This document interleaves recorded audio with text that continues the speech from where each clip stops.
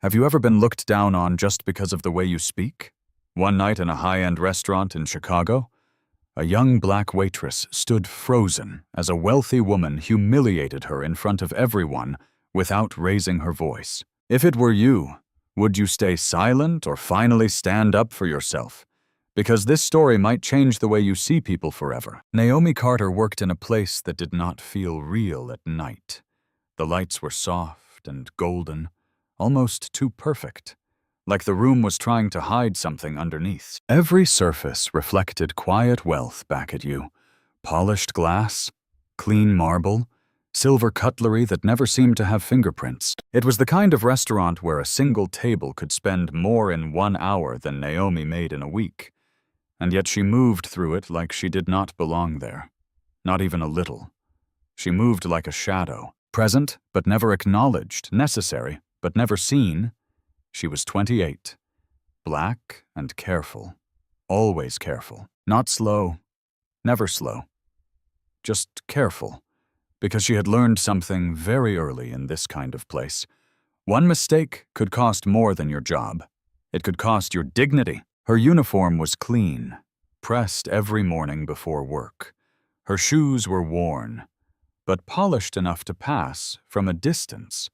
Everything about her looked right. But up close, there were signs, the slight stiffness in her shoulders, the way she shifted her weight from one foot to another when she thought no one was watching, the way her fingers tightened just a little too much around a tray. She had been standing for 10 hours already. 10 hours of walking across floors that looked beautiful, but punished your body with every step. 10 hours of lifting trays, bending, straightening, smiling, nodding. 10 hours of saying, "Yes, sir, yes, ma'am, thank you, enjoy your evening," even when no one said thank you back, even when no one looked at her long enough to register that she was a person. The air carried the smell of butter, garlic, and expensive wine. There was also perfume, the kind that stayed behind even after people walked away, like a quiet reminder that this place belonged to people who never had to think about the cost of anything. Naomi had learned to breathe lightly in that air. Small breaths, quiet breaths, as if even breathing too deeply might draw attention to her, and attention was dangerous. Attention meant eyes. Eyes meant judgment. Judgment meant trouble, so she kept moving. She moved between tables with a kind of precision that came from repetition. Plates placed exactly where they needed to be, glasses lifted before they were empty, water refilled before anyone had to ask. It was not kindness, it was survival. Do everything before they notice. And maybe, just maybe, they will never notice you at all. Conversations floated around her as she worked. Words about business deals, stock prices, vacation homes, private schools, problems that sounded important, but felt far away from the reality she lived in. Naomi did not react. She did not slow down to listen. She did not let herself become curious. Curiosity made you human, and being human in a place like this made you vulnerable. Inside her mind, there was a voice, quiet, repeating, steady. Do not draw attention. Just get through the shift. Just get through the night. Just make it home, then wake up and do it again. She had trained herself to think like that. To reduce life into small, manageable pieces. One shift at a time. 1 hour at a time. One step at a time. Because thinking too far ahead only made things heavier, and she could not afford heavy. Not here, not now. She passed by a mirrored wall and caught her reflection for just a second. A woman who looked composed, a woman who looked like she belonged in a place like this. But she knew better. She knew the truth lived in the details people did not see. The quiet exhaustion in her eyes, the tension in her jaw, the way her body held itself together by habit, not by rest. She adjusted her grip on the tray slightly, steady, controlled, invisible, because invisibility was safety. And safety meant she could keep the job. And keeping the job meant everything else in her life, everything outside this room, could keep holding together just a little longer. She walked past another table. Laughter rose and fell behind her. No one called her name.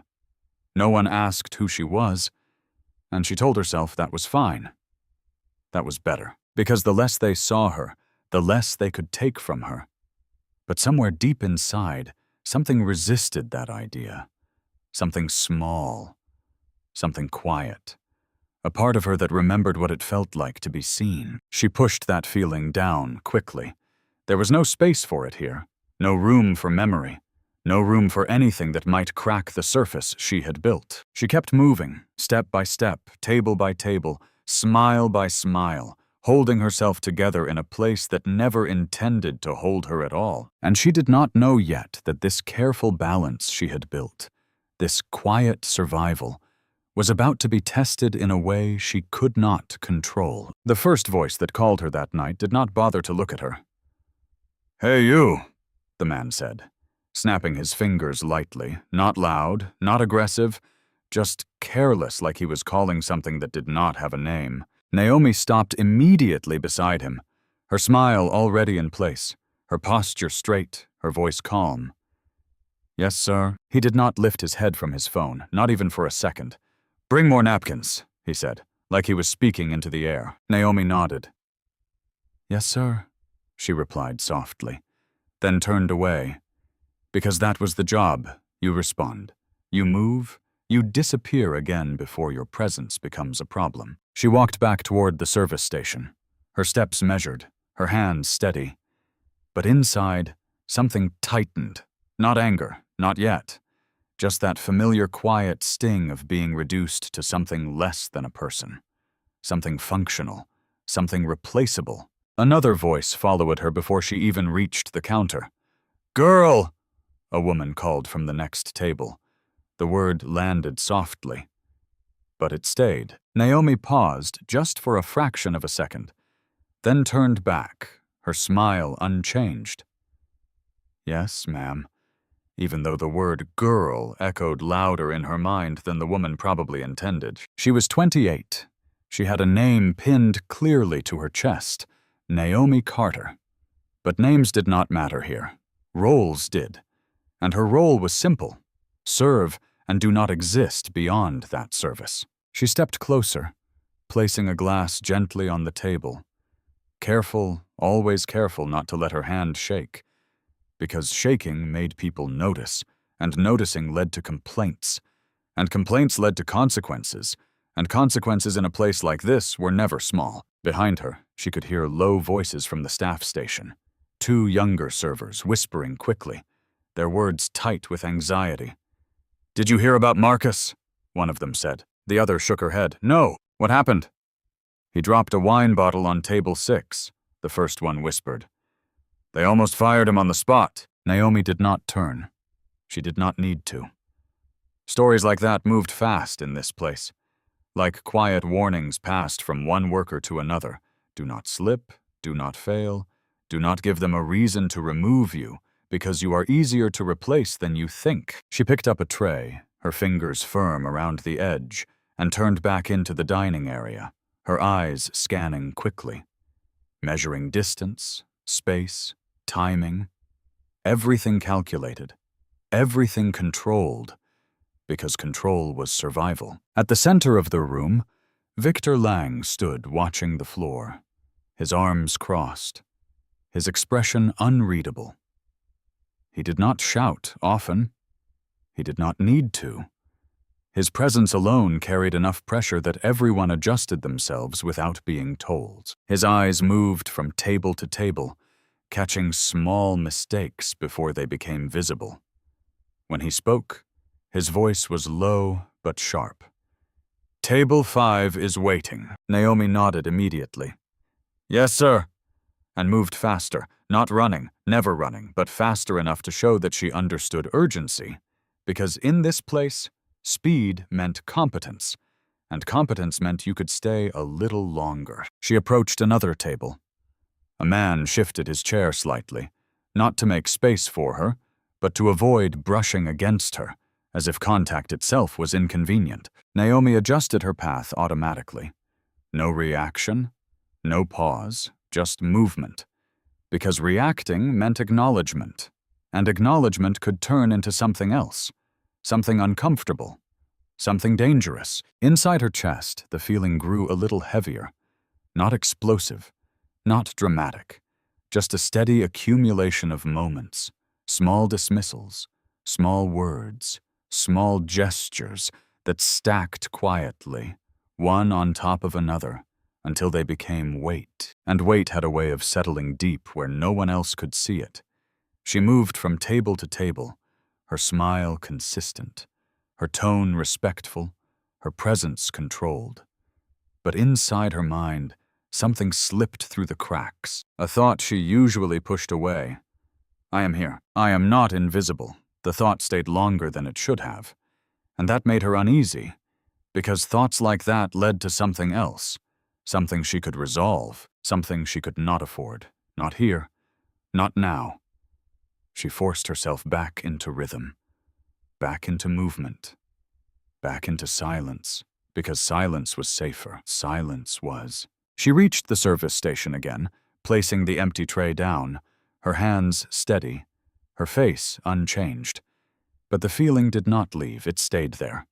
Quiet, persistent, like something waiting. And she did not know yet that this quiet pressure, this slow build of being unseen and unheard, was about to break in a way she could not control. There was a time when Naomi Carter did not move through rooms trying to disappear. There was a time when people actually looked at her when she spoke. And more than that, they listened, not out of obligation, not out of politeness, but because what she said carried weight. It felt far away now, almost like a story she once heard about someone else. But it was real. She had lived that life. She had sat in lecture halls at the University of Chicago, notebooks open, pen moving quickly across the page, her mind fully engaged, fully present. Back then, she was not careful in the same way. She did not measure every word before speaking. She did not shrink herself to fit into someone else's expectation. She expanded. She questioned. She challenged. Language had always been her strength. But more than that, it was her way of understanding the world. She did not just learn vocabulary, she studied patterns, structures, the way meaning shifted depending on tone, placement, intention. She started with French, drawn to its rhythm and precision, then Latin, more rigid, more historical, a language that carried centuries inside every sentence. From there, she moved into deeper areas, comparative linguistics, language evolution, the subtle ways culture shaped communication, and how communication shaped power. She did not memorize, she absorbed, and that made her different. Professors noticed it early. They would pause during discussions when Naomi raised her hand. They would listen closely, sometimes even adjusting their own explanations after hearing her perspective. One professor once told her, "You don't just speak language, you understand what it does to people." That sentence stayed with her. It meant something deeper than grades or recognition. It meant she had something real, something that could become more. Back then, her path felt clear. Graduate school, research, maybe teaching, maybe writing. A life built around ideas instead of survival. It was not about becoming rich. It was about becoming meaningful, about contributing something, about using her mind in a way that mattered. And through all of it, there was one person who never doubted her. Her father, James Carter. He worked long hours as a mechanic. His hands were always rough, marked by years of fixing things that other people had broken. His clothes carried the smell of oil and metal, but his presence carried something else. Steady support. Quiet pride. Every evening, no matter how tired he was, he would sit at the small kitchen table and ask her about her day. "Tell me something new you learned," he would say. And Naomi would talk. She would explain things the way she always did, breaking them down, making them simple, Not because he demanded it, but because he wanted to understand her world. And even when he did not fully grasp the details, he listened. That was what mattered. He listened like it was important, like she was important. "You're going to do something big with that brain of yours," he told her once. "Don't let anyone make you feel small." Those words stayed with her longer than he probably realized. They followed her into classrooms, into libraries, into moments of doubt when she questioned whether she truly belonged in spaces where she often felt like she had to prove herself twice as much as everyone else. She held on to that belief, that she was building something, that her life had direction, that every long night of studying, every difficult paper, every moment of pressure had a purpose. There were afternoons she spent in the campus library where time seemed to disappear. Sunlight would fall across old wooden tables, and she would sit surrounded by books, completely absorbed in her work. Hours would pass without her noticing. That kind of focus felt natural then. That kind of peace felt normal. It felt like the beginning of a life she had chosen. But life does not always follow the plans we build when things are stable. Sometimes it shifts quietly. Sometimes it breaks all at once. Naomi could still remember the last normal conversation she had with her father before everything changed. He had asked her about a paper she was writing, something about how language evolves across generations. She explained it to him, taking her time, making sure he could follow, watching his expression as he tried to understand. He smiled when she finished. "You make complicated things sound simple," he said. "That's rare." She smiled back, not realizing how much that moment would mean later, not realizing how quickly everything would shift after that, how the life she was building would begin to slip, piece by piece, until she found herself somewhere completely different, standing instead of sitting, carrying trays instead of books, speaking only when spoken to instead of being asked for her thoughts. The distance between who she had been and who she was now was not just about time. It was about sacrifice, about decisions made under pressure, about choosing responsibility over possibility. And as she stood in that restaurant now, moving through a world that did not see her, that passed did not disappear. It stayed with her. Quiet, heavy, waiting beneath the surface. Because no matter how much she tried to shrink herself to survive, a part of her still remembered what it felt like to be seen, to be valued, to be heard. And that memory, buried under layers of exhaustion and silence, was not gone. It was still there. And it was about to matter in a way she could not yet understand. It did not happen slowly. It did not give her time to prepare. It happened in a single phone call that split her life into before and after. Naomi still remembered the exact moment. She had been sitting in the university library, her laptop open, notes scattered around her, halfway through editing a paper on language evolution. The world around her was quiet, controlled, predictable.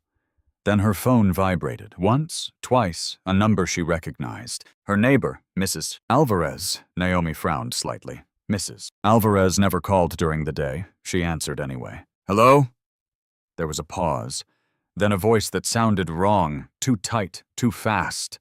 "Naomi, you need to come. Right now." Her stomach dropped before the words even finished. "What happened?" she asked, already standing, already packing her things without thinking. "It's your father." He collapsed. "The ambulance just took him." The rest of the sentence blurred. Naomi did not remember leaving the library. She did not remember how she got to the hospital. She only remembered the feeling, that hollow, rushing panic that made everything else disappear. The emergency room was bright, too bright, the kind of brightness that made everything feel exposed. Machines beeped, people moved quickly, voices overlapped. Naomi stood at the front desk, her hands shaking for the first time in a long time. "James Carter," she said. "He was just brought in." The nurse typed something, glanced at the screen, then looked up. "Stroke," she said. "Simple. Clinical. Final." Naomi felt the word hit her chest like something heavy. Stroke. It sounded distant, abstract, until it was not. "Can I see him?" Naomi asked. The nurse hesitated. "The doctors are still working on him." Naomi nodded, even though her body felt like it was losing balance. She sat down, then stood up again, then paced. Minutes stretched. Time lost its shape. When they finally let her in, her father looked smaller than she remembered. Tubes, machines. His eyes closed, his body still in a way that did not feel like rest. Naomi stepped closer slowly, like she was afraid the image might break if she moved too fast, Dad. She said softly. No response, just the steady rhythm of machines. A doctor entered a few minutes later. Calm, professional, detached in the way people become when they deal with emergencies every day. He explained things. Blood clot, brain damage, treatment options, words that Naomi understood individually, but struggled to hold together as a whole. Then came the part that changed everything. "We can stabilize him," the doctor said, "but the treatment moving forward will be expensive." Naomi swallowed. How expensive? The doctor did not hesitate. He gave a number that did not belong in her life, a number that erased every plan she had made. Naomi stood there in silence for a moment. "He has insurance," she said quickly. The doctor nodded slowly. "Not enough to cover everything." Not enough. Those two words settled heavily into the room. Naomi felt something shift inside her. Not panic this time. Something else. Something colder, more focused. "What do I need to do?" she asked. The doctor looked at her. Really looked at her this time. "We'll need a payment plan. Initial costs. Medication. Rehabilitation. It adds up quickly." Naomi nodded. She did not cry. Not then. There was no space for it. That night, she went home and opened her laptop again. Not to study, to calculate. Tuition savings, small scholarships, part-time income. Numbers that once felt like progress now looked small, insufficient. She stared at the screen for a long time before closing it. The next day, she started selling things. Books first. The ones she loved the most. The ones she had highlighted, written notes in, carried across campus like they were part of her identity. Then her laptop. Then anything else that had value. Each item felt like a piece of something she had built. Something she was now dismantling slowly, deliberately, without stopping. Her professors noticed her absence. Emails came in. "Is everything okay? We haven't seen you in class." Naomi replied, politely at first, then less, then not at all, because explaining it made it real. And once it was real, there was no going back. The decision did not come all at once. It came in pieces, a missed class, then another, a shift picked up at a small diner, then more shifts. The balance tilted slowly until one day she realized there was no balance left, only choice. She stood outside this university building one afternoon, looking up at the windows she used to sit behind. Students walked in and out, conversations, laughter, normal life continuing. Naomi stood still, her hands empty, her mind clear in a way it had not been before. "I can come back later," she whispered to herself. It sounded reasonable. It sounded temporary. But somewhere deeper, she knew the truth. Some paths, once you step away from them, do not wait for you to return. She turned and walked away. Not because she wanted to, but because she had to. And from that moment on, everything she did was no longer about building a future. It was about holding the present together. And that was how Naomi Carter, who once studied language and meaning, found herself carrying trays instead of books, choosing survival over possibility, and stepping into a life she never planned, not knowing yet how much that sacrifice would shape what came next. The moment Naomi realized there was no going back did not come with noise or drama. It came quietly, almost gently, in a way that made it harder to fight. It happened weeks after she left school, after the hospital visits became routine, after the numbers stopped shocking her and started becoming something she tracked like time. Every bill, every receipt, every medication cost written down, calculated, adjusted. She sat at the small table in her apartment one night, papers spread out in front of her phone calculator open, her eyes moving back and forth between numbers that refused to cooperate. She tried again, added everything differently, rearranged priorities, cut imaginary expenses that did not exist anymore. It did not change the outcome. The gap was still there. Wide, unmovable. She leaned back in her chair slowly, her fingers pressing against her forehead, her breath shallow. For a moment, she closed her eyes, not to rest, just to stop seeing the numbers. That was when the thought came. Clear, unavoidable. This is it. This is your life now, not temporary, not a pause, not something you fix and then return from. This was the new direction. And everything behind her, the classrooms, the books, the future she had planned, that was not waiting for her anymore. It had already started moving without her. Naomi opened her eyes again, staring at the table, but not really seeing it. "Am I still living?" she whispered under her breath. "Or am I just surviving?" The words felt heavier once they were spoken, because she already knew the answer. The days had started to blend together. Morning hospital visit, check on her father, talk to doctors, listen carefully, ask questions, try to understand things she was never meant to understand. Then work. Long hours, standing, moving, smiling when required, silent when not. Then back home. Eat something quick, fall asleep without realizing it, then repeat over and over. No space in between, no room for anything else. She had stopped reading, stopped writing, stopped thinking about anything that did not directly connect to keeping her father stable and the bills under control. Her world had narrowed, reduced to function, reduced to necessity. One evening, she sat beside her father's hospital bed, watching the slow rise and fall of his chest. He was awake that day, not fully himself, but aware enough to recognize her. His eyes moved toward her when she spoke. "I'm here," she said softly. He tried to respond. The words came out uneven, broken. It hurt to hear, not because of what he said, but because of how hard it was for him to say it. She reached for his hand. "You don't have to talk," she said gently. "Just rest." He looked at her for a long moment, then slowly, he squeezed her hand, weak but intentional. Naomi felt something inside her tighten, not breaking, not yet, just stretching, like something being pulled further than it should go. Later that night, she walked home alone. The city was quieter, the streets half empty, lights reflecting on wet pavement. She stopped at a crosswalk, waiting, even though there were no cars. Her body followed rules automatically now.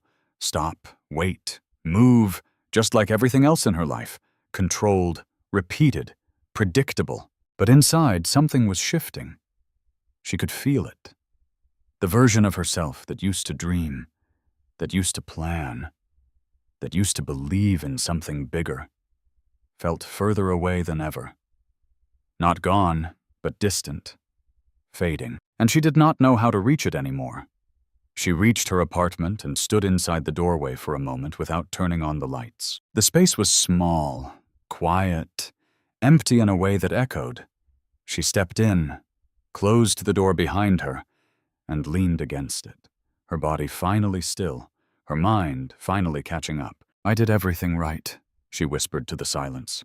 "I worked hard, I studied, I stayed focused." Her voice was calm. Too calm. So how did I end up here? There was no answer, only the quiet hum of the room around her. She pushed herself off the door and moved slowly toward the table. The same table where the numbers had defeated her earlier. They were still there, waiting, unchanged.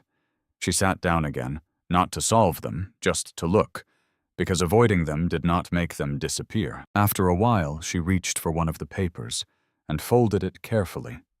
Then another. Then another. Not because it fixed anything, but because it gave her something to control. Something small, something immediate. And in that moment, Naomi understood something she had been avoiding. This was not about finding a way back. There was no back anymore, there was only forward. Forward into something she did not choose.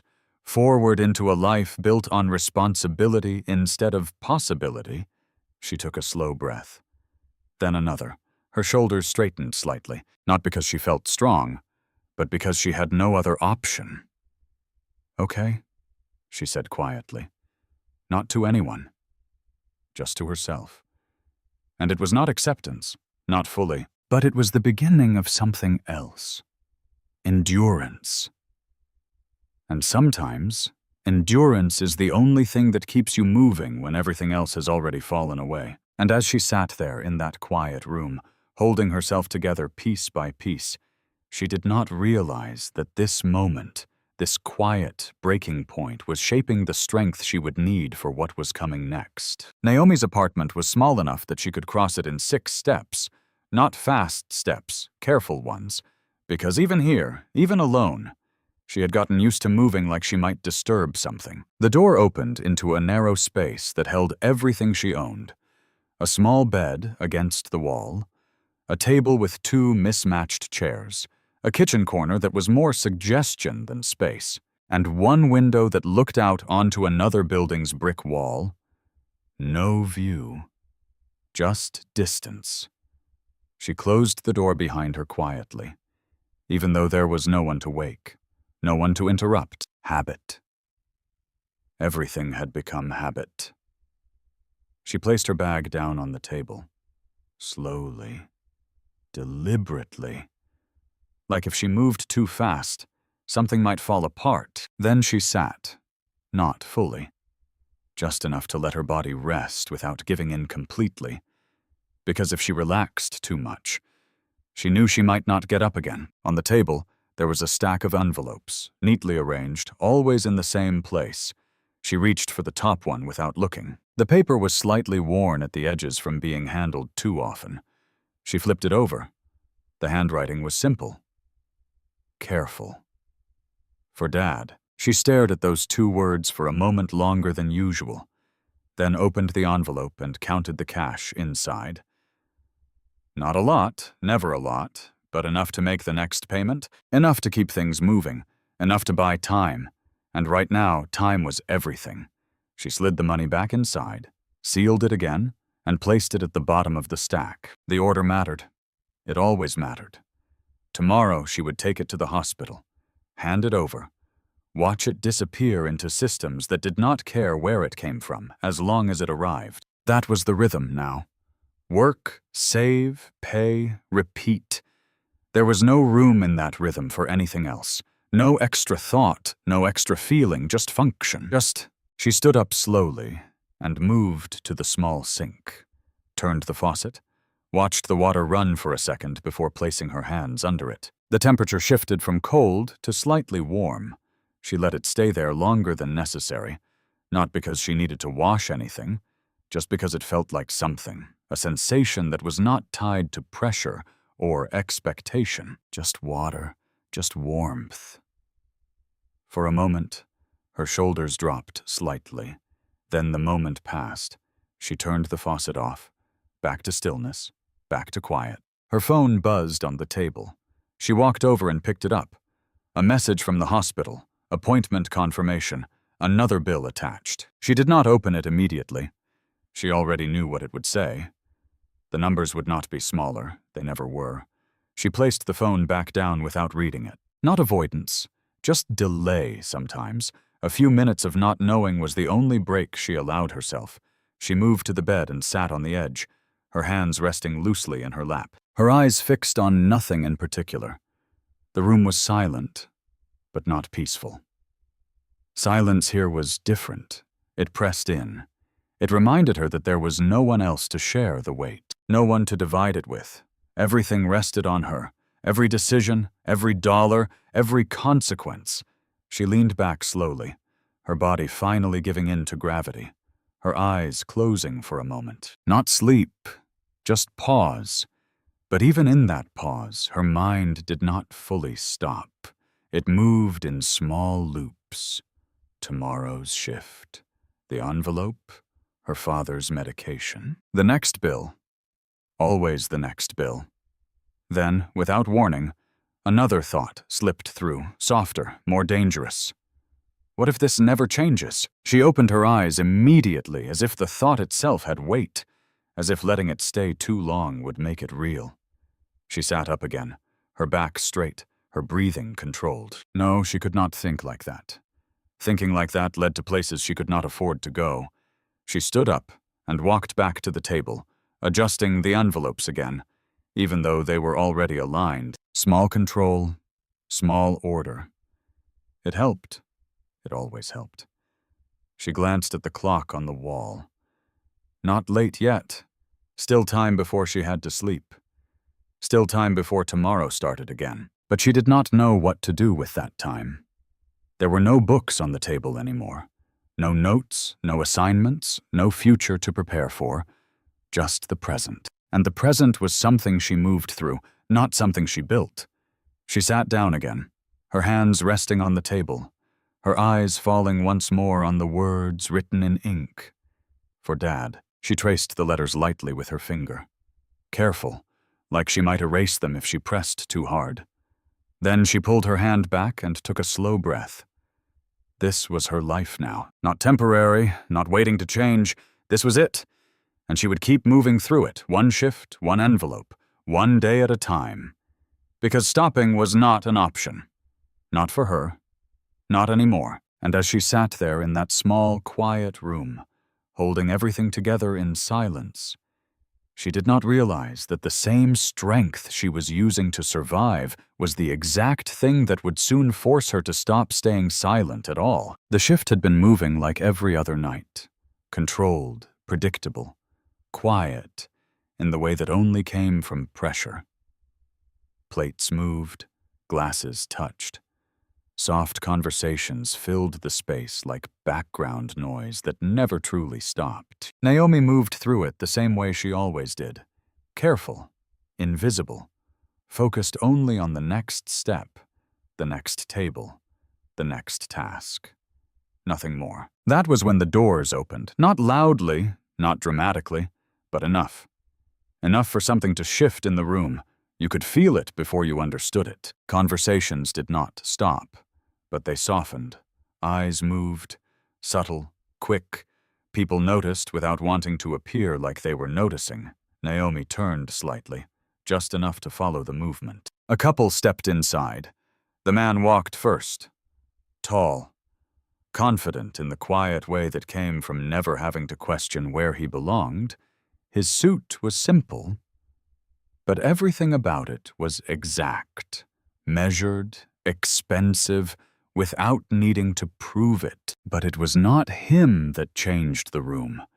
It was the woman beside him, Olivia Grant. She did not rush. She did not look around like she was impressed. She walked like she had already decided everything in this space was beneath her attention. Her dress was elegant, clean lines, nothing excessive, but the kind of elegance that made people look twice without understanding why. Her hair fell perfectly into place. Not a strand out of line, her posture straight, her chin slightly raised, not enough to be obvious, just enough to be felt. She smiled as the host approached them. Polite, controlled, perfect. "Good evening," she said. Her voice was soft, measured, warm, in a way that felt practiced, not fake, but not natural either. The host returned the greeting immediately, his tone shifting without hesitation. "Good evening, Ms. Grant," he said, just a fraction more respectful than he had been with the previous guests. Naomi noticed that she noticed everything like that now. The small differences, the subtle changes in tone, the invisible lines that separated people in a room like this. Olivia nodded slightly, acknowledging the greeting like it was expected, not appreciated. Her eyes moved briefly across the room, not searching, not curious, just scanning, like she was confirming that everything was exactly as it should be. Her fiancé stood quietly beside her, one hand resting lightly at her back. He did not speak much. He did not need to. His presence alone carried weight. The kind of weight that came from money that did not have limits. Naomi turned away before her gaze could linger too long. It was not her place to watch, not her place to think. She returned to her movement. Step, turn, place, lift, repeat. But even as she focused on her tasks, she could feel it. The shift in energy. The way the room adjusted around people like Olivia Grant. The way attention bent toward them without being asked. It was subtle, but it was there. Always there. Victor Lang appeared near the entrance within seconds. Of course he did. His timing was never accidental. "I'll take this table," he said to another server quietly, his tone leaving no room for disagreement. Naomi heard it without looking. She knew what it meant. Important guests, no mistakes allowed, the best service, the highest attention. She moved toward the service station, preparing a tray, her hands steady, her mind already adjusting. Because even if she was not directly assigned to the table, the ripple would reach her. It always did. Olivia and her fiancé were seated near the center of the room, not the most visible table, but the one with the best balance, privacy, status, control. Everything about the placement was intentional. Naomi passed by once, just close enough to set down a glass at a neighboring table. She did not look directly, but she saw enough. Olivia's smile remained in place as she spoke. Her tone soft, refined, every word clear, every movement controlled. She laughed once, light, measured, not too loud, just enough to signal charm. But there was something else beneath it, something sharper, something colder. It was not in her voice. It was in the way she looked at people, briefly, precisely, as if she could understand them completely in a second, and had already decided what they were worth. Naomi felt that without being the direct target of it, yet she turned away again, her steps unchanged, her face neutral. But inside, something shifted slightly. Not fear, not exactly. Just awareness. The kind that told you certain people did not need to raise their voice to control a situation. They did it simply by existing. Time moved, orders were taken. Wine was poured. The room returned to its rhythm. But it was a different rhythm now. Tighter. More alert. Like everything was being measured more carefully, Naomi picked up another tray, her fingers firm, her breathing steady. She reminded herself of the same rule. Do not draw attention. Just get through the shift. But as she moved past that table again, just at the edge of her vision, Olivia Grant's eyes lifted. For a brief second, they met Naomi's. It was not long, it was not dramatic, but it was enough. Enough for Naomi to feel something she could not fully explain. Not recognition, not curiosity, something closer to evaluation, like she had just been noticed. And in a place like this, being noticed was never neutral. Naomi broke the eye contact immediately and kept walking, her posture unchanged, her expression steady. But the air felt different now. Thinner somehow. Tighter. And she did not know yet that this moment, this quiet crossing of attention, was the beginning of something that would not stay quiet for long. It started small, quiet, almost polite. That was what made it worse. Naomi approached the table with the same controlled steps she used for every guest. Tray balanced, expression neutral, voice ready. "Good evening. May I take your order?" she said softly. Her tone even. Respectful, practiced. Olivia Grant did not answer immediately. She looked at Naomi for a second longer than necessary. Not long enough to be obvious, just long enough to feel intentional. Then she smiled, a perfect smile, the kind that showed no tension, no discomfort, no hesitation. "Oui, bien sûr," Olivia said, turning slightly toward her fiancé. Her voice smooth, effortless. The words were clear. French. Not uncommon in a place like this. Naomi waited. Calm. Still. Olivia continued. Now speaking faster, her tone shifting slightly, more animated, more expressive, as if she was performing rather than simply ordering. Je pense que je vais te prendre le filet, mais seulement si la cuisson est parfaite. C'est parfaite. Sinon, ce serait vraiment décevant. She paused, glancing briefly at Naomi again, then added something under her breath. Quieter, sharper. Et j'espère qu'elle comprendra au moins ça. Naomi heard it, every word, but she did not react, not yet.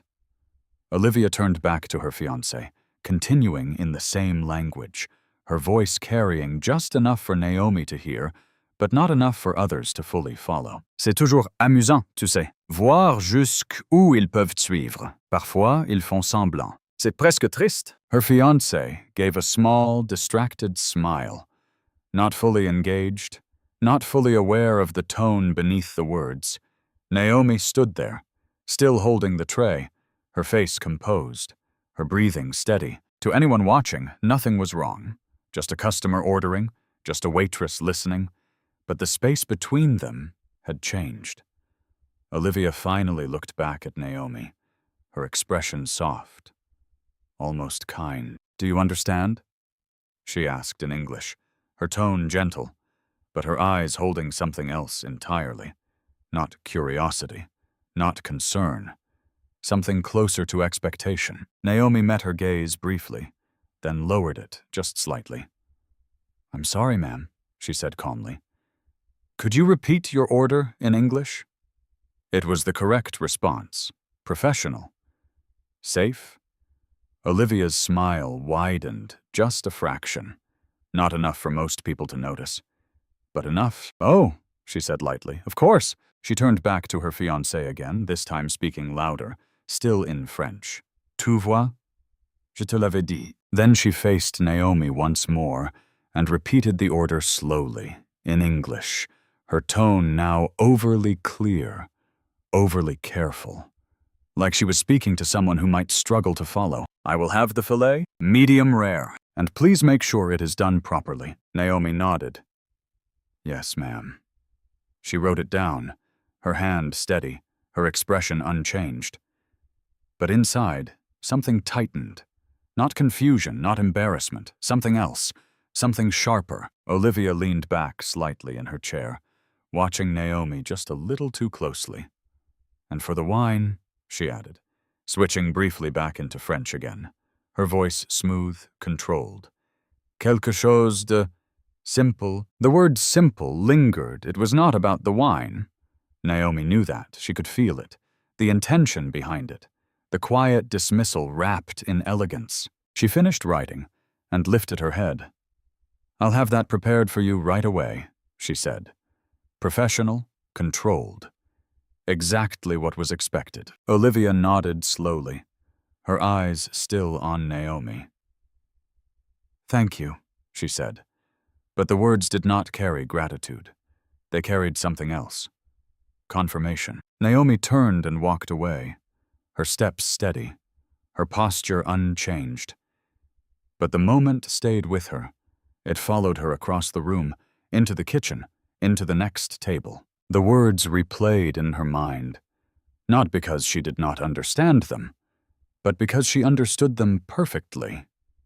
And that was what made it worse. This was not about language. It was about power, about control, about deciding who belonged in a conversation and who did not. Naomi placed the order in the kitchen, her movements automatic, her mind still processing. Around her, everything continued as normal. Orders called out, plates prepared, staff moving quickly, efficiently. No one else had noticed, or if they had, they did not react, because this kind of thing, this quiet, polished form of humiliation, it did not leave marks that others could easily see. Naomi picked up another tray, her grip firm, her breathing controlled. She could feel the pressure building, not explosive, not loud, just steady, growing. She returned to the dining area, moving from table to table, her role unchanged, her expression neutral, but something inside her had shifted, slightly, enough to matter. At Olivia's table, laughter rose again, light, polished, effortless, but Naomi could hear the edge beneath it now. The intention, the choice behind every word. And as she passed by once more, just at the edge of their space, Olivia spoke again, softly, in French, just loud enough, c'est toujours comme ça. Ils restent à leur place. Naomi did not stop. She did not turn. She kept walking, but this time the words did not pass through her. They stayed. And for the first time that night, silence did not feel like safety anymore. It felt like something else. Something she might not be able to hold on to for much longer. Naomi did not stop walking at first. She carried the tray to the next table, placed the glasses down one by one, nodded politely, and stepped away like nothing had changed. That was the habit. That was the rule. Keep moving. Keep quiet. Do not react. But this time, the words did not fade. They stayed. Clear, sharp. Sitting in her mind like something unfinished, she reached the service station and set the tray down slowly. Her hands were steady. Too steady. The kind of steady that comes when something inside you is holding back. Around her, everything continued. Orders being called, plates being arranged, staff moving quickly. No one stopped. No one noticed, because this kind of moment, this kind of pressure, it happens quietly. Naomi stood there for a second longer than usual. Just 1 second. But in that second, something shifted. Not suddenly, not dramatically. Just enough for her to realize that silence was not protecting her anymore. It was only allowing it to continue. She took a slow breath, then another. Her shoulders straightened slightly, not out of confidence, out of decision. She picked up the tray again, turned, and walked back toward Olivia's table. Each step felt measured, controlled, but different from before. Not smaller, not invisible, present. When she reached the table, Olivia was still speaking, still in French, still light, still polished. Naomi waited until there was a natural pause. Then she spoke, not loudly, not aggressively, just clearly. "Excuse me, ma'am." Olivia stopped just for a moment, her eyes lifted, slightly surprised. Naomi met her gaze, calm, steady. Then, in fluent French, she said, "If you prefer, I can also recommend the wine pairing. The filet you ordered works best with something full-bodied, not simple. Perhaps a Bordeaux would suit your expectations better." The words landed softly, but the effect was immediate. Silence, not complete silence. The room did not stop, but at that table, everything shifted. Olivia's expression did not break, not fully, but there was a flicker, small, quick, real. Her fiancé looked up, now paying attention. Naomi continued, still in French, her tone even, respectful but precise. "And just to clarify, the filet will be prepared exactly as requested. Medium rare, properly executed. There will be no disappointment." Then she paused, just slightly, enough to let the moment settle. Then she added, still calm, still controlled, "Language is meant to connect people, not to make them feel smaller." That was it. No anger, no raised voice, no accusation, just truth. And in a place like that, truth spoken calmly carried more weight than anything else. Olivia's smile returned. But this time, it was different, tighter, controlled in a new way. "I see," she said slowly, switching back to English. "So you do understand." Naomi nodded slightly. "Yes, ma'am. Simple, direct, no apology, no explanation, just fact." The fiancé leaned back in his chair, a faint expression of interest crossing his face. Not amusement, not exactly approval, but awareness. He had noticed, and that mattered. Olivia held Naomi's gaze for a second longer, measuring, recalculating. The balance had shifted, not completely, but enough to change the dynamic. "Thank you," Olivia said finally, her tone still polite, still composed. But the ease was gone. Naomi gave a small nod. "Of course." Then she turned and walked away. Not quickly, Not slowly, just steady, the same way she had walked before. But this time it was different. Because she was no longer trying to disappear, she reached the service station again and placed the tray down. Her hands relaxed slightly. Not fully, but enough. Around her, the restaurant continued as if nothing had happened. Orders moved, conversations resumed, glasses touched, but something had changed. Not in the room, in her. Naomi stood there for a moment, feeling it, the shift, the difference. It was not victory, not yet. It was something quieter, something more important. She had not stayed silent, and once that line is crossed, it cannot be uncrossed. She picked up the next order ticket, her focus returning, her movement steady. But inside there was a new awareness, a new weight, not heavier, clearer, because now she knew. She knew she did not have to accept every word that was thrown at her. She knew she had a voice, and more importantly, she knew how to use it. At Olivia's table, the conversation resumed. But it was not the same conversation. Not anymore. And Olivia Grant, for the first time that night, was no longer completely in control. Olivia did not react immediately, not the way most people would. She did not raise her voice. She did not argue. She did not show embarrassment in any obvious way. That was what made her different. That was what made her dangerous.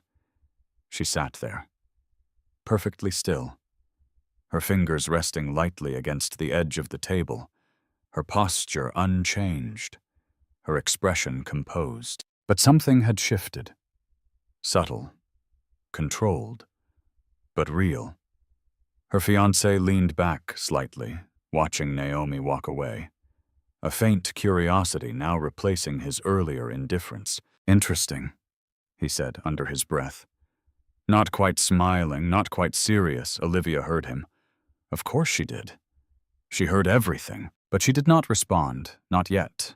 Instead, she picked up her glass slowly, bringing it to her lips, taking a small sip of wine. Her movements were calm, measured, practiced. But her eyes followed Naomi, quietly, carefully, calculating. Because what had just happened was not a simple moment. It was not just a waitress speaking back. It was a disruption, a shift in control. And for someone like Olivia Grant, control was everything. She placed the glass back down with precision. No sound, no mistake. Then she turned slightly toward her fiancé, her smile returning, soft, composed, as if nothing had happened. "She's well trained," Olivia said lightly, her tone smooth, almost amused. But the words did not match the feeling underneath. He shrugged slightly. "Or well-educated," he replied. Olivia's smile tightened just a fraction, almost invisible. But enough, that word, educated, it changed the framing. It took something Olivia had dismissed and gave it weight. And Olivia did not like that, not at all. She leaned back in her chair, her fingers now tapping lightly against the table. A small movement, repeated, controlled, but inside, her thoughts were moving faster, sharper. She replayed the moment in her mind, the tone, the fluency, the confidence, not aggressive, not emotional. That was what made it worse. Naomi had not reacted like someone offended. She had responded like someone equal, and that was the problem. Olivia's gaze shifted again toward the direction Naomi had gone, her expression calm, but her mind already moving toward something else. Correction. Not loud, not immediate, but precise, because in Olivia's world, things did not stay unbalanced. They were adjusted, quietly, efficiently, permanently. "Excuse me," Olivia said softly, lifting her hand just slightly. Not high, not demanding, just enough. Victor Lang noticed immediately. He always did. He approached within seconds, his posture straight, his tone respectful. "Yes, Miss Grant?" Olivia turned her head slightly toward him, her expression still composed, her voice low enough to sound private, but clear enough to be understood. "I'd like to make a small comment about the service," she said. The words were calm, controlled, but they carried intention. Victor's expression sharpened slightly. "Of course," he replied. Olivia paused for just a moment, not because she needed to think, but because she knew the pause itself created tension. "Your staff," she continued, "seems confident." A small word, but carefully chosen. Victor nodded slowly, unsure where it was leading. Olivia smiled again. "Confidence is good," she added, "but it needs to be appropriate." There it was. Not an accusation, not directly, but enough to plant something. Enough to shift perception. Victor's jaw tightened slightly. "I understand," he said. Olivia nodded, satisfied. "I'm sure you do."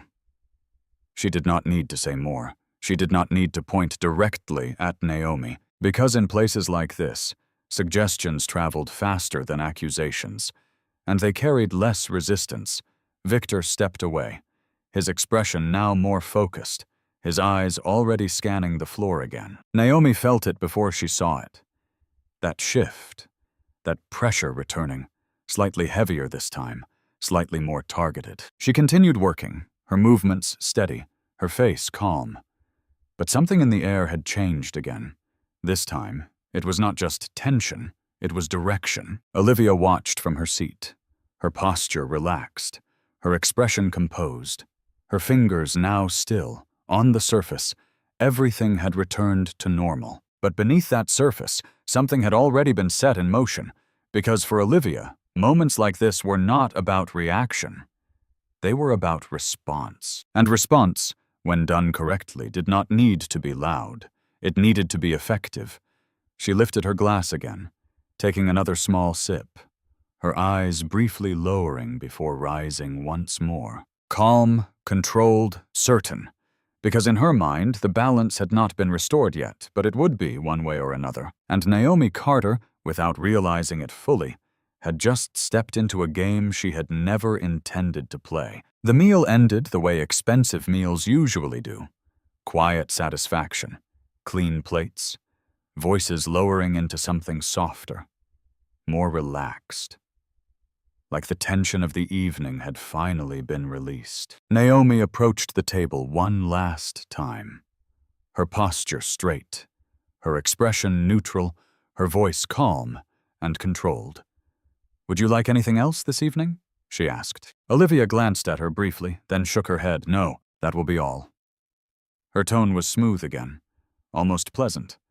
Like nothing had happened before. Like the earlier moment had simply been a misunderstanding that no longer mattered. Naomi nodded slightly. "I'll bring the check for you." She turned, walked to the service station, printed the bill, and returned without delay, every movement precise, every step measured. She placed the folder gently on the table. "Whenever you're ready," the fiancé reached for it casually, barely looking. As if numbers like that never required attention, he slid his card inside and handed it back without hesitation. Naomi accepted it with a small nod. "Thank you, sir." She walked to the register, her hands steady, her mind already moving through the routine. Insert, confirm, process, remove. It was automatic, familiar, safe. She took the card, placed it back into the folder, aligned the receipt neatly, and returned to the table. "You're all set." For a moment, everything felt normal, predictable, the kind of ending that meant the shift would continue like every other shift. But then Olivia opened the folder, slowly, too slowly. Her eyes scanned the receipt, then stopped, not abruptly, just enough to create a pause that did not belong there. Her fingers stilled against the paper. Naomi felt it before she understood it. That small change, that quiet shift. Olivia tilted her head slightly. "That's strange," she said, her voice low, almost thoughtful. Naomi's chest tightened just a little. "Is everything okay, ma'am?" Olivia did not answer immediately. She looked down again, then back up, This time her eyes held something sharper. "My card," she said. "Where is it?" Naomi blinked once. "It should be in the folder, ma'am. I just returned it." Olivia's expression did not change, but her tone did, slightly colder. "No," she said. "It isn't." Her fiancé leaned forward, opening the folder, flipping through it himself, his brow furrowed. "It was right here," he said. "I gave it to you." Naomi felt the room shift around her, subtle at first. Conversations lowering, attention redirecting, the invisible becoming visible. "I processed the payment and placed it back inside," Naomi said carefully. Olivia closed the folder slowly, deliberately, then set it down. "Are you sure?" she asked. Naomi nodded. "Yes, ma'am." Olivia leaned back in her chair, her fingers resting lightly on the table. Calm, composed, watching. "That's interesting," she said. Then, slightly louder, just enough to carry beyond the table. "Because it's not here." The words spread through the space like a ripple. Not loud, but effective. Naomi could feel eyes turning, not openly staring, but noticing that was enough. "Let me check again," Naomi said, reaching for the folder, opening it, flipping through each section. Receipt, copy, no card. Her fingers slowed, then steadied again. "I'll check the register," she added quickly. Olivia nodded, her gaze fixed. "Please do." Naomi turned and walked back. Not fast, not slow, controlled, but inside her thoughts were moving faster now. She replayed the process step by step. She had taken the card, she had processed it. She had returned it. She knew she had. She reached the station and checked the counter, the machine, the tray. Nothing. She checked again. Slower this time, more carefully. Still nothing. Her breathing shifted slightly. Not panic, but pressure. Victor Lang appeared beside her almost instantly. "What's going on?" he asked quietly. Naomi turned to him. "The guest says her card is missing." Victor's expression hardened. "Did you return it?" "Yes." "Then find it." His tone was not loud, but it was final. Naomi nodded. "I'm checking." She returned to the table again. The air felt heavier now. Olivia was waiting, still, composed, patient in a way that felt deliberate. "Well?" Olivia asked. Naomi met her eyes. "I'm still checking, ma'am." Olivia tilted her head slightly. "Still?" she repeated, her tone light but the meaning sharp. Then she leaned forward just a fraction. "So you're saying my card just disappeared?" Naomi held her posture. "No, ma'am. I'm saying I need a moment to locate it." Olivia smiled, but this time it was different. Controlled. Calculated.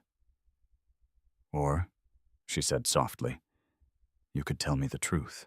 The words landed harder than anything she had said before. Not because they were loud, but because of what they implied. Naomi felt the weight of it settle in the room.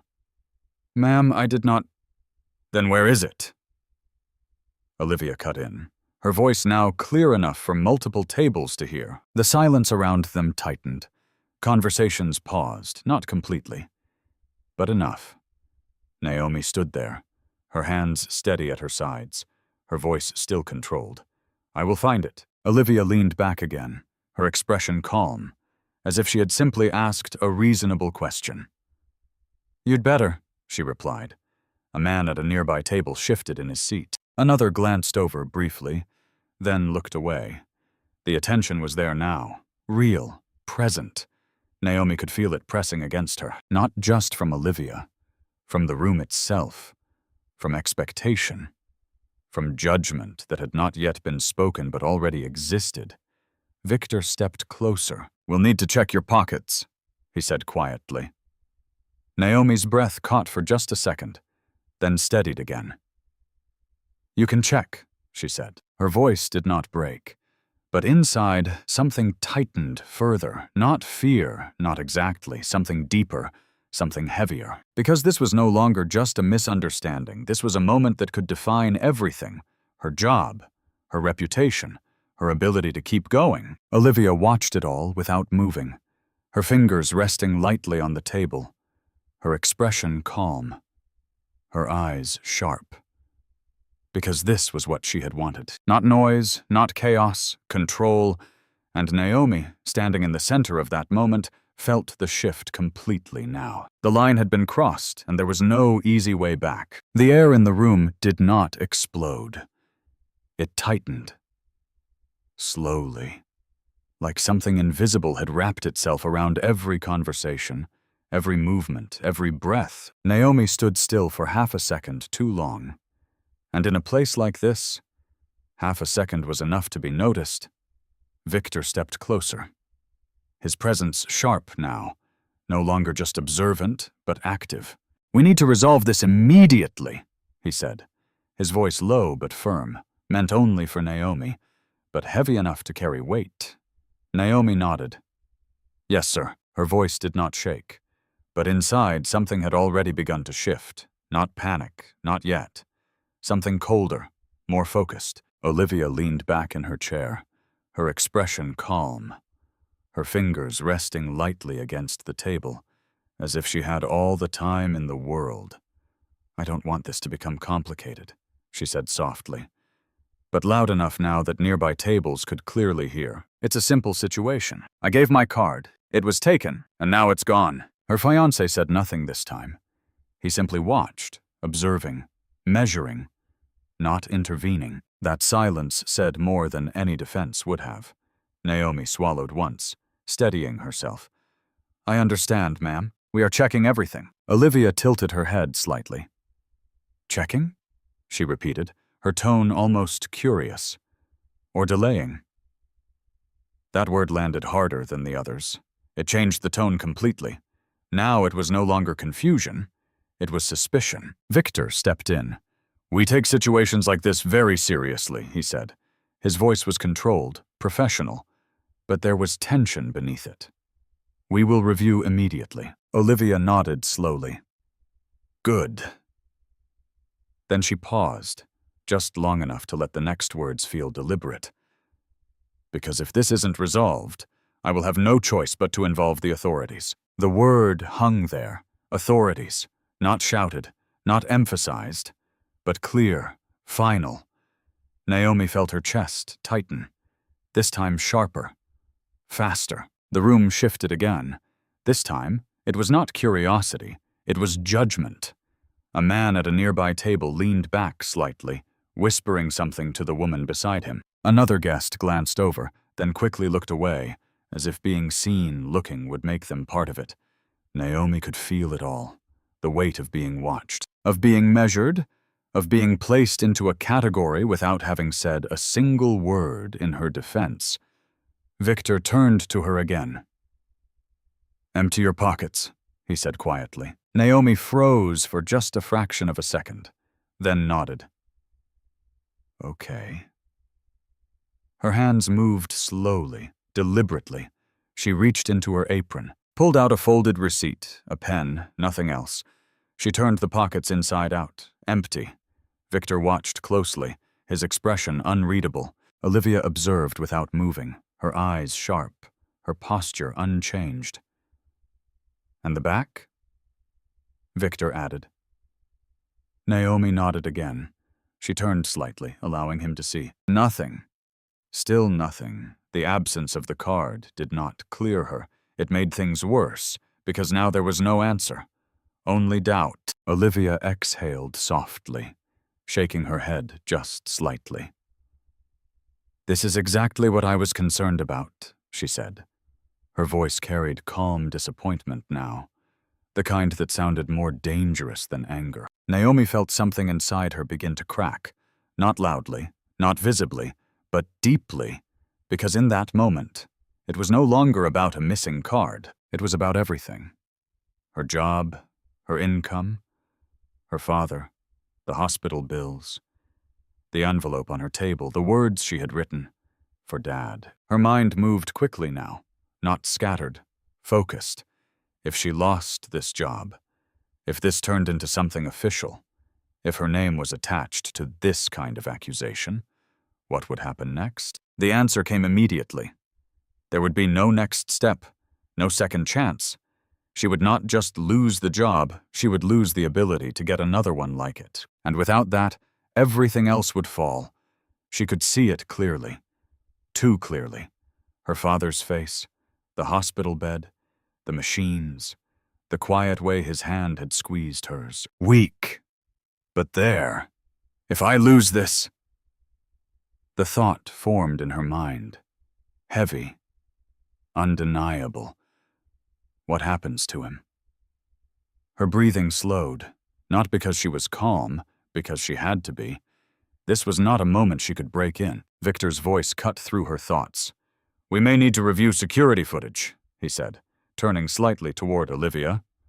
"Of course," Olivia replied immediately. "Please do." No hesitation, no concern. That confidence was not accidental. Naomi noticed that. And that was when something else appeared beneath the fear. Not clarity, not yet, but a question. Why was she so sure? Olivia leaned forward slightly again, her gaze fixed on Naomi. "You understand why this is serious, right?" she asked. Naomi met her eyes. For the first time since the accusation began, she did not look away. "Yes, ma'am," she said quietly. Her voice was steady, but different now. There was something behind it. Not defiance, not submission. Something else. Something building. Olivia held her gaze for a second longer, then leaned back again, satisfied, because from her perspective, the situation was already decided. The pressure was in place. The outcome was only a matter of time. But Naomi Carter stood there, still in the center of the room, still under every eye, still carrying the weight of a moment that could destroy everything she had left. And yet something inside her had not collapsed. Not completely. Not yet. Because sometimes when everything is pushed to the edge, what breaks is not the person.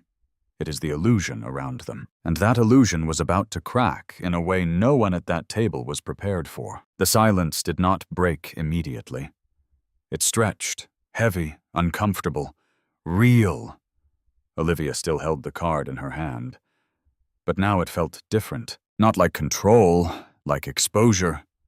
Her fingers tightened slightly around it, as if pressure could change what had already been seen. No one spoke for a moment. Spoke. Not Victor, not the fiancé, not even the surrounding tables that had been quietly watching everything unfold. Because when truth appears this clearly, people do not rush to fill the space. They wait. Victor was the first to move. He stepped forward slightly, his voice controlled but no longer neutral. "I think that explains everything," he said. No anger, no accusation, just a statement. But the weight behind it was enough. Olivia opened her mouth as if to respond, then stopped. Whatever explanation she had, it did not fit the moment anymore. Her fiancé leaned forward slowly, his expression no longer distant. Now it was sharp, focused. "Olivia," he said quietly. Not loud, but firm. She did not look at him immediately. That hesitation said everything. Naomi stood still behind Victor, her posture unchanged, her face calm. But inside, something had settled. Not relief, not yet. Something deeper, a quiet restoration of something that had been taken from her earlier that night. Her dignity. And then, from behind the room, a voice entered. Calm, measured, different from the others. "That will be enough." The room shifted again, but this time not from tension, from recognition. Heads turned, conversations stopped completely now, because everyone knew that voice. Mr. Harrison, the owner, he did not rush. He never rushed. He walked forward with a steady pace, his presence quiet but absolute. Not loud, not aggressive, but when he entered a situation, it changed completely. He stepped beside Victor, his eyes moving briefly across the table, taking in everything without needing explanation. Then his gaze shifted. Not to Olivia, not to the fiancé, to Naomi. He studied her for a moment. Not quickly, not casually. Carefully, like he was searching for something he had seen before. Naomi felt it, that look, different from the others. Not judgment, not curiosity, recognition. Mr. Harrison's expression softened slightly, just enough to be noticed. Naomi Carter, he said. Not a question, a statement. Naomi blinked once. Yes, sir, she replied quietly. He nodded slowly. I thought so. A small pause followed. Then he added, University of Chicago, Linguistics Department. Naomi's breath caught for just a second. Not fear, surprise. Yes, she said, her voice softer now, less guarded, because this was not part of the script she had prepared for this night. Mr. Harrison's gaze remained steady. You presented a paper 2 years ago, he continued, on language hierarchy and social perception. Naomi felt the room disappear for a second. Not physically, but mentally. That memory, that version of herself, it had been buried, quiet, untouched, until now. Yes, she said again. This time, it carried something else, something closer to who she used to be. Mr. Harrison gave a small nod. I remember it, he said. You explained something very simple. That language is often used not to communicate, but to establish power. A quiet pause followed, then he added, almost to himself, seems that point still holds. The meaning was clear, and it did not need to be directed. Olivia shifted in her seat, her posture no longer as relaxed as before. For the first time, she looked smaller, not physically, but in presence. Mr. Harrison finally turned his attention toward her. His expression did not change, but his tone did, slightly firmer. Miss Grant, he said, this establishment does not tolerate false accusations against staff. Olivia inhaled slowly, trying to regain control. It was a misunderstanding, she said.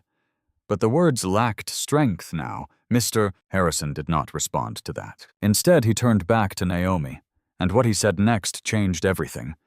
You should not be working here, he said calmly. Naomi froze, not because the words were harsh, but because she did not expect them, he continued. Not because you are not capable, he added, but because you are capable of more. The room remained completely silent. Naomi felt something shift inside her again. This time, it was not pressure, not fear. Something else. Something she had not felt in a long time. Possibility, Mr. Harrison reached into his jacket and pulled out a card. Not a business card, in the usual sense. Something more personal. He placed it gently on the table in front of Naomi. I run a research foundation, he said. We fund projects, language, social systems, education access. Naomi looked at the card, then back at him, her mind moving, trying to catch up. If you're willing, he continued, I would like you to come in. Talk, not as staff, as someone who belongs in that conversation. Naomi did not respond immediately. She could not, because the gap between where she was and what he was offering felt too wide, too sudden. Mr. Harrison seemed to understand. And your father, he added quietly. Naomi's eyes lifted instantly. We have partnerships with medical programs, he said. We can help properly. The words landed deeper than anything else that night, not louder, but deeper. Naomi felt her throat tighten, not with fear, with something else, something she had been holding back for too long. Mr. Harrison gave a small nod, as if the decision was now hers. Then he stepped back slightly, returning the space to her, and Naomi Carter stood there, no longer invisible, no longer reduced, no longer just surviving, holding in her hand not just a card, but a door she never expected to open again. And as the room slowly began to breathe once more, she realized that sometimes the moment meant to break you is the same moment that reveals who you were always meant to be. Naomi did not realize she was crying at first. The tears came quietly, not dramatic, not loud.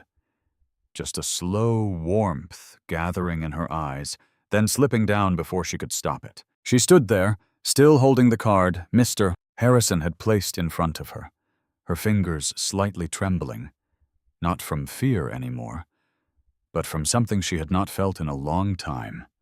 Release. The room around her began to return to normal, Conversations slowly restarted. Glasses touched again. Soft voices filled the space. But for Naomi, everything sounded distant, like it was happening somewhere far away. Because for the first time in a long time, she was not focused on surviving the next second. She was standing still, breathing, feeling. And that alone was unfamiliar. Victor stepped slightly closer, his voice lower now. "You handled that well," he said. It was not praise in the usual sense, it was acknowledgement. Naomi nodded once. She could not trust her voice yet. Across the table, Olivia had already begun to gather her things. Her movements were no longer smooth, no longer controlled in the same way. She did not look at Naomi again. Not directly, because there was nothing left to say that could repair what had already been exposed. Her fiancé stood up without speaking. His expression distant now, detached in a way that felt final. They left quietly, no scene, no argument. But the absence they left behind spoke louder than anything they could have said. Naomi watched them go for just a second. Not out of anger, not out of satisfaction, just closure. Then her gaze dropped back to the card in her hand. It felt heavier than it should. Not because of what it was, because of what it meant. A way forward, something she had not allowed herself to imagine anymore. "Mr." Harrison had already stepped away, returning to the quiet rhythm of ownership, as if what he had done was simple, ordinary. But Naomi knew it was not. Nothing about that moment was ordinary. She took a slow breath, then another, trying to steady herself, trying to understand what had just happened. Hours ago, she had been invisible, moving through the room like she did not exist. Careful, quiet, trying not to be seen. And now, she had been seen, not as a waitress, not as a problem, but as herself, as someone who mattered, as someone who had value beyond the role she had been forced into. That realization hit deeper than the accusation ever had. Her chest tightened again. But this time it was different. Not fear, not pressure. Something warmer, something that spread slowly, filling the space that had been empty for so long. She wiped her face quickly, her movements small, almost instinctive, then straightened her posture again, not because she needed to protect herself anymore, because she wanted to stand properly in this moment, around her. The staff moved again, orders resumed, the night continued. Because life does not stop for moments like this. It moves forward, always. Naomi took one last look at the room that had watched her almost fall. The same room that had seen her stand. And she understood something clearly now. The place had not changed. The people had not changed. But she had. Not completely, not yet, but enough. Enough to know that she did not have to stay small forever. Enough to know that what she had lost was not gone. Just waiting. Waiting for a moment like this to return. She placed the card carefully into her pocket. Not like something fragile, like something important, something real. Then she picked up her tray again. Not because nothing had changed, but because she still had a shift to finish, still had a responsibility, still had a life that needed to be held together. At least for now. But this time, as she stepped back into motion, something was different. Her steps were the same, her movements still controlled, but inside, the weight had lifted. Not completely, but enough to breathe, enough to feel something close to hope. And as she moved through the room once more, no longer invisible in the same way, Naomi Carter understood that this night was not the end of something. It was the beginning. And what came next would no longer be about just surviving. Sometimes people don't use words to communicate. They use them to measure others, to place them lower, to remind them where they belong. And that night, Naomi Carter learned something deeper than anything she had studied before. A person's value is not defined by their job, not by their clothes, not by the way they speak in a moment. Because behind every quiet voice, there can be a story. Behind every simple worker, there can be a mind that understands more than you ever will. Language is powerful. It can humiliate. It can isolate. It can make someone feel invisible in a room full of people. But it can also do the opposite. It can restore dignity. It can reveal truth. It can remind someone who they really are when the world tries to reduce them. That night was never really about a missing card. It was about something much bigger. Respect, the kind that cannot be bought. The kind that cannot be faked. And the kind that, once lost, exposes everything else. Because in the end, what defines a person is not how they speak to those above them. It is how they treat those they believe are beneath them. And that is where the truth always shows itself.